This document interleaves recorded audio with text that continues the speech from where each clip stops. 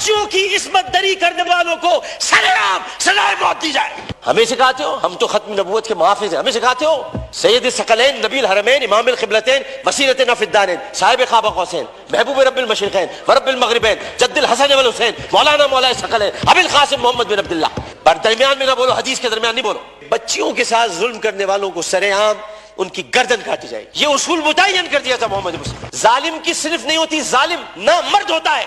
ارے وہ تو ہے ہی نامرد, جو عورتوں کی عزت لوٹتے انہیں کیا نامرد بناؤ, وہ تو ہے ہی نامرد. جب اللہ نے دو پہاڑوں کو مروہ اور صفا کو عزت دے دی تو پھر ان کی عزت کیوں نہ اتاری جائے جنہوں نے پہاڑوں کے نام پر عزت دینے والے پروردگار کی پیدا کی ہوئی مروہ کو بے دردی کے ساتھ اس کی عصمت دری کی, ان کی عزت کیوں نہ اچھالی جائے, ان کی گردن کیوں نہ کاٹی جائے, ان کو سرعام پھانسی کیوں نہ دی جائے.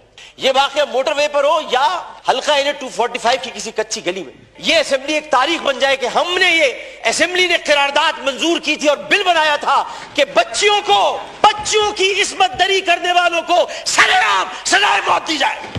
میں آپ سے آج اس لیے بولنے کی اجازت مانگ رہا تھا کہ بہت گفتگو ہو رہی ہے اور ظاہر ہے کہ اس وقت پورا پاکستان ایک بچی, ایک خاتون اور خواتین اور ان سب کی عزت پر دل گرفتہ ہے, پشیماں ہے, افسردہ ہے اور بہت تکلیف میں. میں بھی کہتا ہوں کہ عرش والے میری توقیر سلامت رکھنا, فرش کے سارے خداؤں سے الجھ بیٹھا. میں صرف اتنا بتانا چاہتا ہوں کہ بہت پہلے کی بات ہے, اب وہاں پر جبل عمر ہے اور جبل عمر پر وہاں اب ایک ہوٹل تعمیر ہو رہا ہے, سعودی عرب کا وہ علاقہ ہے. ایک آدمی رسول کریم صلی اللہ علیہ وآلہ وسلم کے پاس آیا, اس نے آ کر کہا کہ یا رسول اللہ مجھ سے بہت بڑا گناہ ہو گیا. تو آپ نے فرمایا کب ہوا؟ انہوں نے کہا اسلام لانے سے قبل ہوا.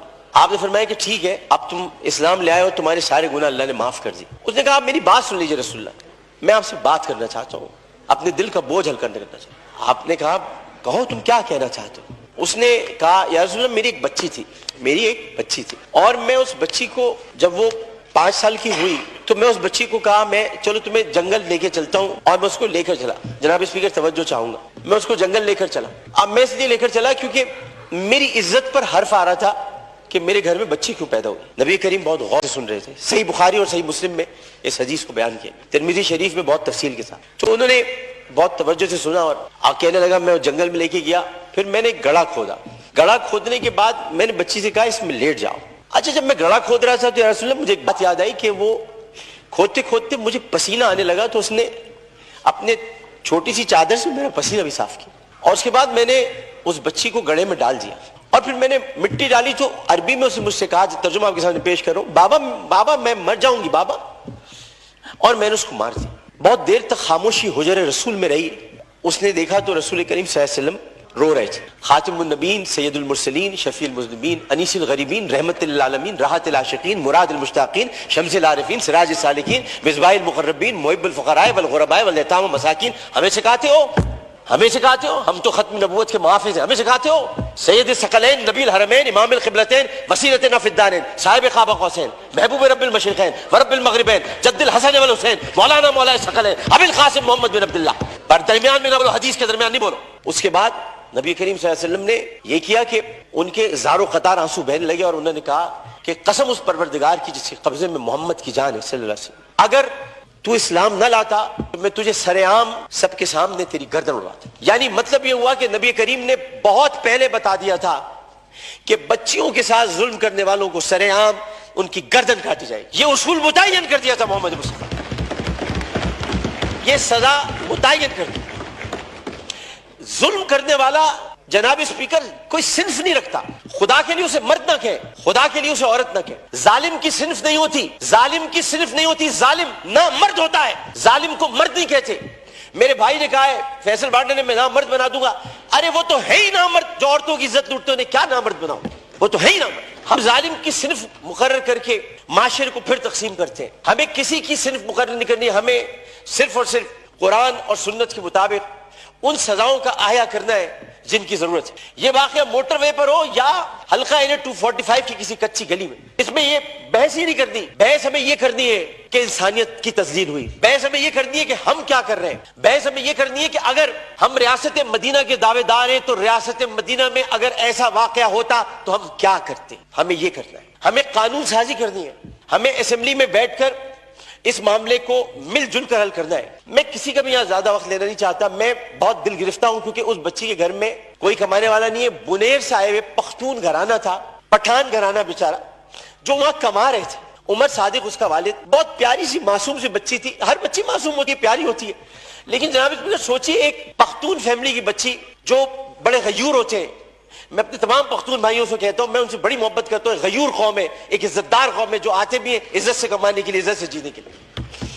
چاہے ان کے ساتھ خیبر پختونخوا میں ظلم ہو, چاہے کسی بھی حصے میں ہو, اور کسی بھی قوم کے ساتھ ہو. پاکستان کا ہر قومیت رکھنے والا فرد میرا پاکستانی بھائی. اور میں یہ کہتا ہوں کہ وہ بچی ایک دن جب اس کمرے میں رات بھر اس کو بند کر کے رکھا گیا ہوگا, اور پھر اس کو درندگی کے ساتھ اس کی عصمت دری کرنے کے بعد اس کو جب زندہ جلایا ہوگا, تو کتنی تکلیف ہوئی ہوگی اس معصوم سی بچی مروہ کو. جبکہ قرآن کہتا ہے ان الصفا والمروہ من شعائر اللہ. جب اللہ نے دو پہاڑوں کو, مروہ اور صفا کو عزت دے دی, تو پھر ان کی عزت کیوں نہ اتاری جائے جنہوں نے پہاڑوں کے نام پر عزت دینے والے پروردگار کی پیدا کی ہوئی مروہ کو بے عزتی کے ساتھ اس کی عصمت دری کی. ان کی عزت کیوں نہ اچھالی جائے, ان کی گردن کیوں نہ کاٹی جائے, ان کو سرعام پھانسی کیوں نہ دی جائے.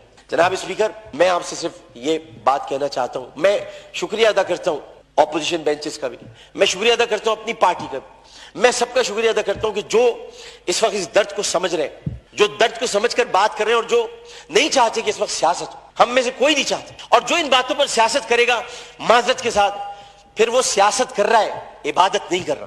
وہ عبادت نہیں کر رہا. یہ اس وقت عبادت کا مرحلہ ہے, اور عبادت صرف 5 وقت پروردگار کے سامنے سر جھکانے کا نام نہیں ہے.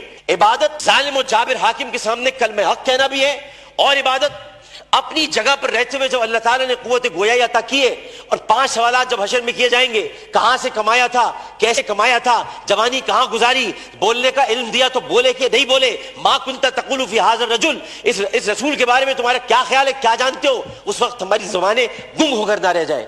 اس لیے ہمیں اپنی اپنی جگہ پر رہتے ہوئے اس کو عبادت سمجھ کر اپنا حق ادا کرنا ہے. میں اتنا کہنا چاہوں گا آخر میں, جناب اسپیکر, میں اس ایوان سے ہاتھ جوڑ کر مطالبہ کرتا ہوں, بحیثیت ان کا ساتھی, بحیثیت رکن قومی اسمبلی, انہی کا ساتھی, انہی کا بھائی ہوں, اپنی بہنوں کا بھائی ہوں, اپنے جب ہمارے اپوزیشن والے ان کی بہنوں کا بھائی ہوں. صرف اتنا کہنا چاہتا ہوں کہ اس اسمبلی میں ہم پتہ نہیں کب رہے, کب تک رہے, کیا رہے, ہمیں نہیں پتا, لیکن ہم جتنے دن بھی رہے, یہ اسمبلی ایک تاریخ بن جائے کہ ہم نے, یہ اسمبلی نے قرارداد منظور کی تھی اور بل بنایا تھا کہ بچیوں کو میں ہر قتل کی بات ہے, بچیوں کی عصمت دری کرنے والوں کو سرعام سزائے موت دی جائے. شکریہ جناب.